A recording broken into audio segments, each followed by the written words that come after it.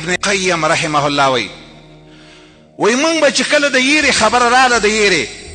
د ظالمانو نه د خطرې خبره به راله زمونږ دا زړونه به رپېدل خو دا سړی چې و د ده کې یو عجیبه خبره وه چې د ده خواله به کله مونږ رالو دی به داسې زړور و چې د ده باندې به د یېرې هېڅ اثر نه وی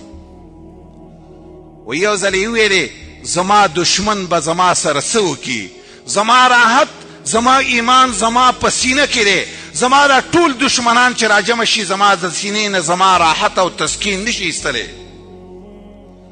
کله به ویلې زما دشمنان چې څومره دي کافر او ظالمان چې څومره دي هغه به ما سره وکیسه یا به مې شهید کی نو د شهادت په شانته لویه درجه نشته یا به مې جیل ته واچوي ما به د الله د تعلق ځالوالي موقع به راته میلاو شي او یا به مې د ملک نه وشړي ما ته به د سیاحت موقع میلاو شي زما دشمن به زما ویل څه وکړي کله به یې ویلې د سهار مانځه نه وروسته به کېناستو د سهار مانځه نه به ناستو د الله بندګي به یې کوله د ده شاګرد وی ابن قیم رحمه الله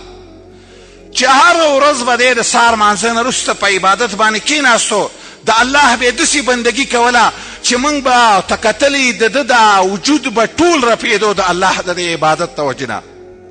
او په ده کې یو خبره به یې کوله ویل به چې هذا دا د سهار نه وروسته کېناستل دا خو زما د بدن غذا ده که زه د سهار نه وروسته د رب بندګي ونه کړم زما اندامونه بېکار نه کوي ویل د ده یو حریف دی یو مقابل دی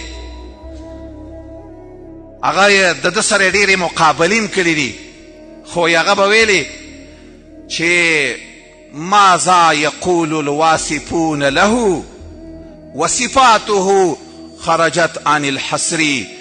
د ده صفتونه به څه صفتونه زه به اگر کوئ زه مقابل یم خو د دې سړي کې الله یو کمال ایښودی او یو علمیت یو د ده ته دا علم داسې اسان و د علم خبرې داسې ورته اسانې وې داسې علم ول الله ورکړی او دریابي لکه د داود علیه السلام ته چې په دې لاسو کې دا اوسپنه څنګه نرمه وه